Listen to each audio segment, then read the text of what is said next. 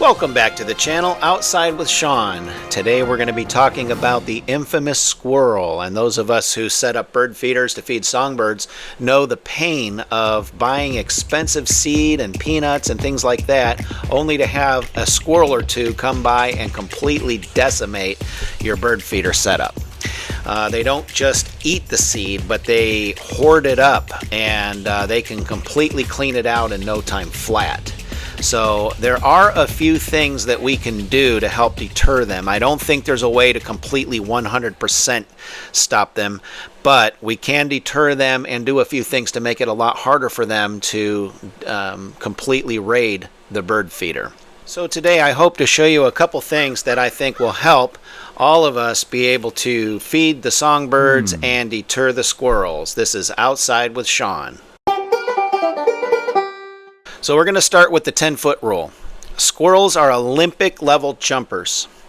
They can leap up to 10 feet horizontally. That's incredible. So an actionable tip might be to place the pole set up at least 10 feet away from any trees that they can jump from. We also want to think about fences, roofs, or decks. If it's too close to any of those things, they're going to be able, even if they can't climb up the pole, they're going to be able to jump to it from another thing. So you want to center it out in the yard in a place that there's at least 10 feet away from fences, rooftops, decks, and things like that. Trees especially. So this is how far they can jump at a horizontal plane.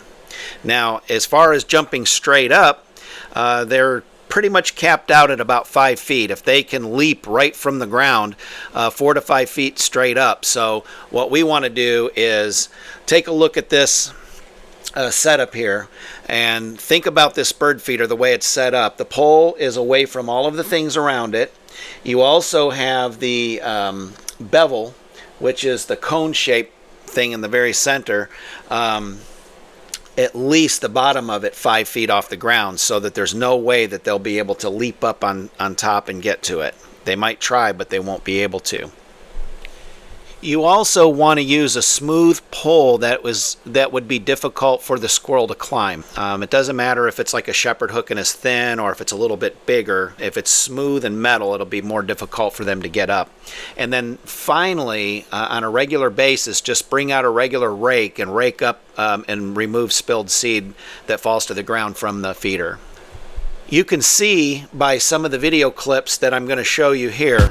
I'll slide over so I've got room. You can see that these squirrels are relentless, and even if you have a squirrel-proof feeder, they will go to great lengths to try to get into that feeder. It's almost comical how they do this.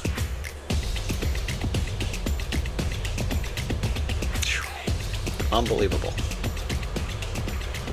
Crazy.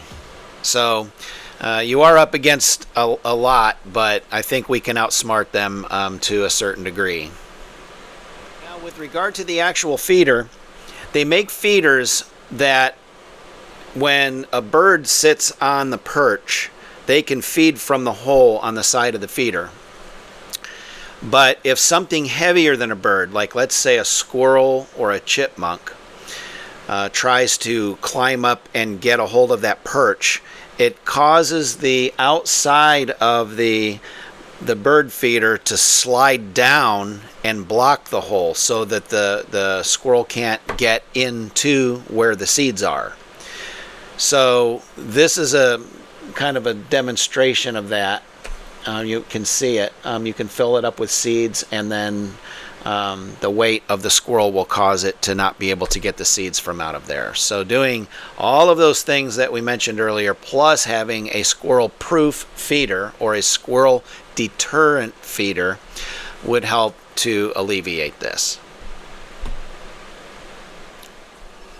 So it might be incredibly funny to watch these squirrels try to get in and get into the bird feeder, but it can be expensive too. In review, we want to sweep up dropped hulls from underneath the feeder so squirrels aren't attracted to the area in the first place. Use the multi-layered approach by combining a 10-foot jump distance with a 5-foot leaping off the ground rule, a smooth pole, a baffle, and a weight-activated feeder. Doing these things will really help deter squirrels from raiding your feeder. Now, At the end of the video here, I would like to ask if you would leave a comment underneath the video there on YouTube and tell me some of your crazy squirrel stories, things that have happened to you in the backyard, and things that you've tried to do that work and some things that you've tried that may not work. I want to thank everybody so far that's subscribing. Thank you for subscribing. This is a really small channel, just getting started, and any comments or likes on the video are helpful, and I really appreciate it. Well, you've been Outside with Sean. Thank you for watching, and have a great day.